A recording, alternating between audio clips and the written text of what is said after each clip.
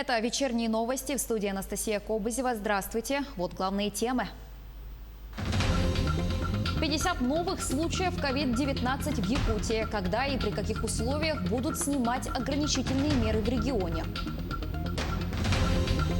На Дому и на избирательных участках в Ленском и Алданском районах полным ходом идет голосование по поправкам в Конституцию. Перчатки, маски и антисептики. Пробные ЕГЭ прошли в столице региона. Все ли готово?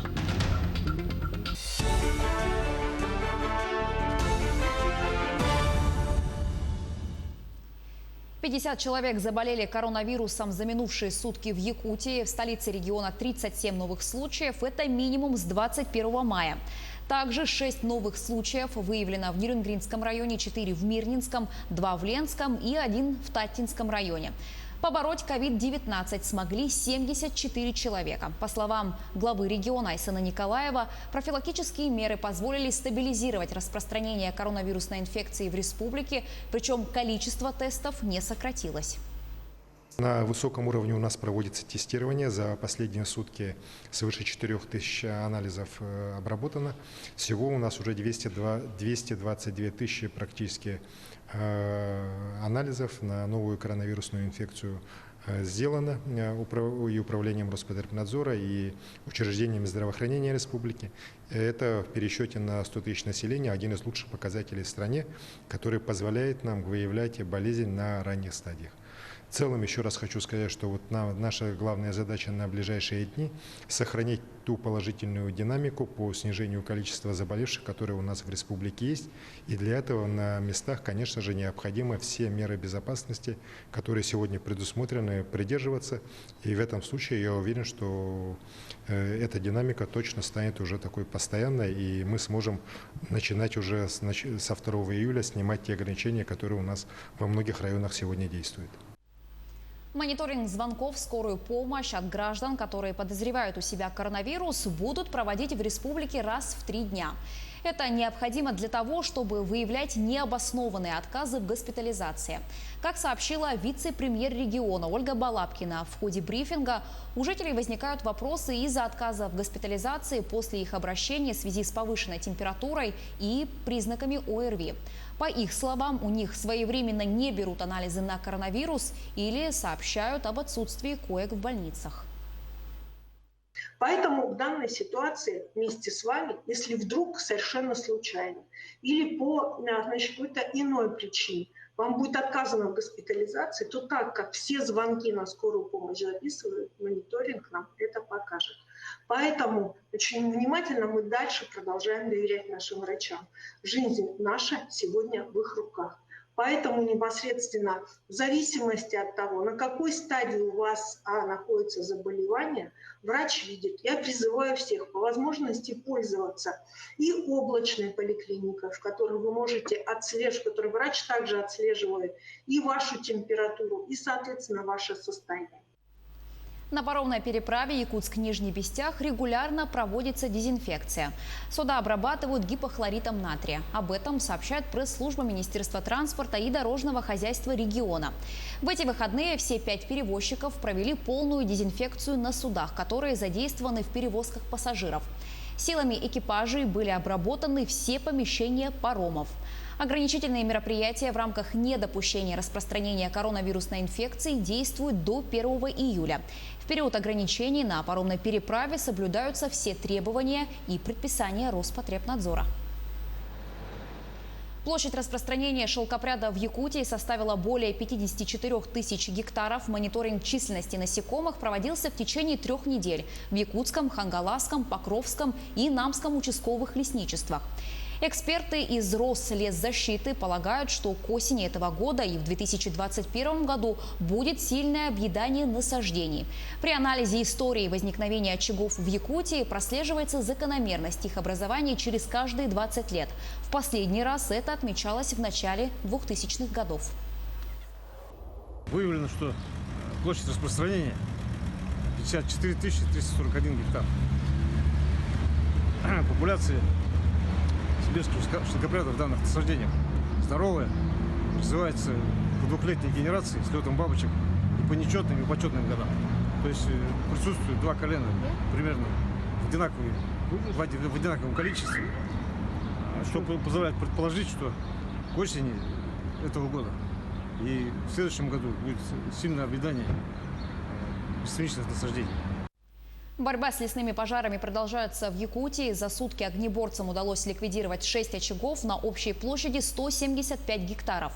На тушение пожаров привлечено 478 человек и 30 единиц техники. Также задействованы 10 единиц воздушных судов.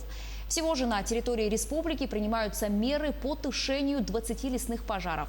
На труднодоступных и удаленных землях лесного фонда действуют 126 термоточек на общей площади 1 миллион 115 тысяч гектаров. Прогноз развития лесопожарной ситуации к исходу дня. Вероятно, ликвидация 2 лесных пожаров на общей площади 46 гектаров. Это Сунтарский и Среднеколымские районы. Также локализация 4 лесных пожаров в Верхневилюйском, Егино-Кангаласском, Алекминском, Эвино-Батантайском районах на площади 56 гектаров. Уже много лет в Центре подготовки кадров компании «Алроса» могут обучаться все желающие. Последние несколько лет структурное подразделение алмазодобывающего гиганта во многом обеспечивает потребность основного производства в подготовке работников компании. А с недавних пор Центр занимается и переподготовкой кадров для всей Якутии и даже России. Любой человек может приобрести востребованную специальность. Подробности в материале нашего корреспондента Юрия Осипова. «Алроса» в числе немногих компаний, которая сама занимается подготовкой своих кадров. В феврале следующего года Центр готовится отмечать свой 30-летний юбилей. За эти годы накоплен колоссальный опыт. Образовательные площадки Центра работают в Мирном, Удачном, Ленске и Айхале. Только за прошлый год обучение в Центре прошли около 22,5 тысяч человек. Мы готовим по 5 направлениям. Это подготовка рабочих, подготовка руководителей специалистов, подготовка и повышение квалификации, аттестация по промышленной безопасности, подготовка по охране труда. Мы внедряем современные форматы обучения. У нас активно проводятся сейчас тренинги, это интерактивные форматы. В Центре обучение может пройти каждый. Здесь обратившемуся подберут программу обучения как по рабочим специальностям, так и по приобретению и развитию новых навыков и компетенций. Еще с прошлого года многие направления обучения проводятся в онлайн-формате. Мы обучаем наших кадры и не только наши. Мы открыты для всевозможных компаний как в республике, так и за ее пределами. Мы готовы организовывать и под любой запрос любой компании. Также на базе Центра создан корпоративный университет «Алроса». Его работа направлена на обучение руководителей высшего, среднего и начального звена. С этого года запущено еще одно направление «Актив Алроса», которое занимается развитием специалистов линейного персонала. Особое внимание компании направлено на развитие молодых специалистов. Для них разработана программа «Потенциал Алроса», по которой в этом году запускается уже 3-й поток. Указ о развитии Дальнего Востока – это огромный шаг в развитии макрорегиона. Так, глава Якутии Айсыл Николаев прокомментировал указ Владимира Путина о мерах по социально-экономическому развитию Дальнего Востока. Как отметил руководитель региона, документ ставит перед Якутией новые задачи. Например, повысить продолжительность жизни якутян до 87 лет, ввести 120 километров дорог в малых городах, в 3,5 раза уменьшить площадь аварийного жилья в регионе и в 2 раза сократить количество аварийных объектов образования, здравоохранения и культуры. Начиная с того, что вот части продолжительности жизни мы должны на 5 лет увеличить продолжительность, которая сегодня у нас имеется. То есть в республике, если 73 года, мы должны ее довести в ближайшие годы до 78. Более чем в 3,5 раза необходимо снижать размер площади аварийного жилья. Это кроме той программы, которая у нас уже принята и действует для аварийного жилья, признанного таким до 1 января 2017 года. Также появились пункты о том, что в населенных пунктах свыше 20 тысяч человек, у нас по республике, это кроме Якутска, вот Мирный, Нерюнгри, Алдан, у нас дороги, которые в этих поселках находятся, они должны уже быть, 85% должны соответствовать всем нормативным требованиям. То есть по нашим расчетам это порядка 120 километров новых дорог должно будет уже делаться в малых городах, скажем так, нашей республики. Так. Важнейшее направление также и дороги местного значения, так, на которые тоже у нас по этому указу должны выделяться большие цифры финансирования для того, чтобы 55% этих дорог местного значения отвечали нормативным требованиям. Благодаря этим решениям вот, социальная сфера нашей республики сможет получить огромный импульс в своем развитии и, конечно же, в конечном итоге это позволит повысить качество жизни якутян. Новая рабочая неделя станет для россиян сокращенной из-за объявленной выходным среды. В этот день состоится общероссийское голосование по поправкам в Конституцию России. Оплачиваться нерабочий день будет в двойном размере, как любой календарный праздничный день. Кроме того, работающие 1 июля граждане могут претендовать на перенос выходного на другой день. В этом случае, как отметили в Роструде, оплата будет проводиться в обычном размере. Неработающие в день голосования в зарплате за июль ничего не потеряют. Я поддерживаю данные поправки в Конституцию. Почему? Отвечу почему. Потому что в Конституцию вошли поправки, которые действительно определяют ту доступность и качественность медицинскую помощь, которая должна быть. Это в статье 72 в части 1. И в той же статье в части 1 отмечено, что все-таки мы должны создавать не только условия для доступной и качественной медицинской помощи, а также обеспечить общественное здравоохранение, создать условия для соблюдения здорового образа жизни. И самое главное, формирование культуры ответственного отношения гражданина к собственному здоровью. Вот этого в Конституции не было. Вот это прописано в федеральном законе, в 323-м, в основах охраны здоровья граждан Российской Федерации. Но в Конституции этого не было. Теперь это вошло. И это очень важный момент, когда человек действительно сам ответственен за свое здоровье. Не только медицина, не только здравоохранение, а сам лично человек несет ответственность за свое здоровье. В Ленском районе полным ходом идет голосование по внесению изменений в Конституцию России. Всего на территории района действует 35 постоянных избирательных комиссий, которые также работают по заявкам и выезжают на дом. Такая привилегия распространяется на определенные категории граждан. Это люди с ограниченными возможностями здоровья или пожилого возраста. В участковых комиссиях основной поток ожидают 1 июля. Тем не менее, многие маломобильные жители Ленска уже выполнили свой гражданский долг и проголосовали. Это удобно. Не первый раз ко мне приходит уже. Так что я доволен этим. Ну, спасибо большое. Чуть больше 20% электората Алданского района высказали свою позицию по изменениям в основной закон России с начала голосования. Активность соответствует средним показателям по стране. Тему продолжит Руслан Павлов. С мер предосторожности начинается посещение участков для голосования по поправкам в основной закон Российской Федерации. Медицинский осмотр не смущает граждан, но голосовать в безопасном режиме все равно непривычно. Конечно, непривычно. Очень много времени занимает, пока перчаточки наденешь, масочку, пока побрызгают. А так бы, если бы не было бы таких условий, народ бы шел по-быстренькому. И... Ну, хорошо, что выделили время, что с 25 по 30 можно просто приходить и голосовать, чтобы массового скопления не было. Не просто и тем, кто обслуживает выборы, ведь в защитных масках, экранах и перчатках приходится находиться ежедневно по 12 часов. Запотевает, дышать трудно. Недельный люфт для высказывания гражданской позиции оказался очень удобным. Нет волнообразного наплыва людей на участках, а голосующим или сомневающимся есть время выбрать удобный момент для посещения мест для голосования. Конечно же, хорошо, чтобы 1 числа не было большого наплыва избирателей, так сказать, в день голосования в условиях коронавирусной инфекции. С начала голосования свою позицию по поправкам в Конституцию России высказали чуть больше 20% электората Алданского района. Отношение к поправкам у людей разное, но главное в том, что идут обозначить свою волю. Ваше отношение вообще к поправкам в Конституцию? Секрет. Секрет. Да. Но пришли? Пришли. Обязательно. Их много поправок, которые, я думаю, будут полезны обществу, поэтому конкретно какую-то не буду выделять.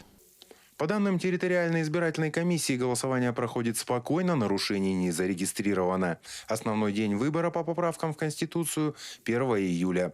Но, как прогнозируют политологи, основная масса электората выскажет свою позицию до назначенного срока. Руслан Павлов, Сергей Шипачев, Алдан. Пробный ЕГЭ провели в столице региона. Эксперты проверяют, безопасны ли пункты проведения экзаменов для здоровья участников. Помимо привычных камер видеонаблюдения, рамок металлоискателя и общественных наблюдателей, теперь обязательно соблюдение санитарных правил. Каких и насколько они возможны в якутских реалиях, выясняла Юлия Великодная. Разметка для соблюдения дистанции тянется еще со двора школы. Пункты проведения предварительно продезинфицируют и оборудуют дозаторами с антисептиками. Перед входом в пункт проведения экзамена участник проходит рамку металлоискателя, обрабатывает руки антисептиком и измеряет температуру. У меня она 36,6. Далее показываем документ и сверяются данные. Проходите, пожалуйста.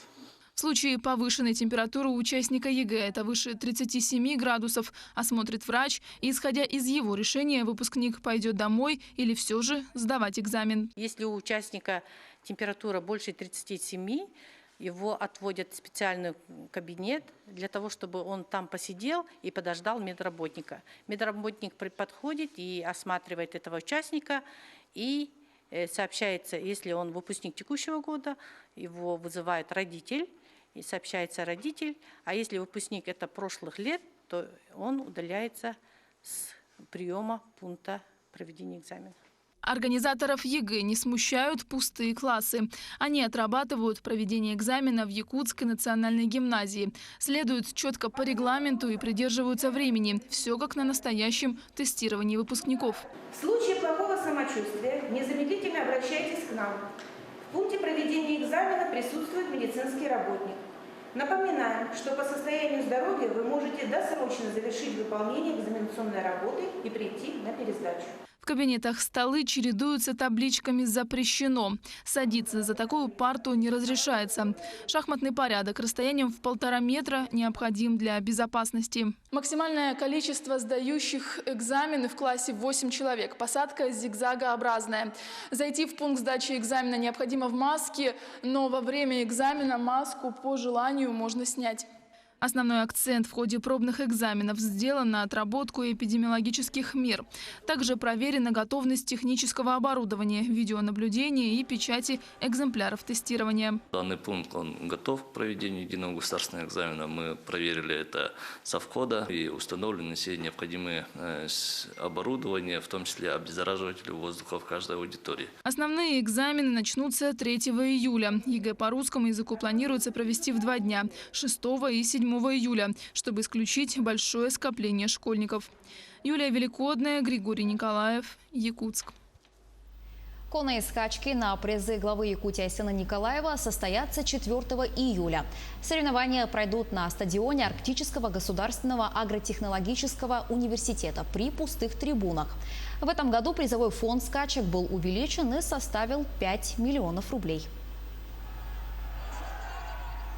На этом у меня все. Берегите себя и не переключайтесь.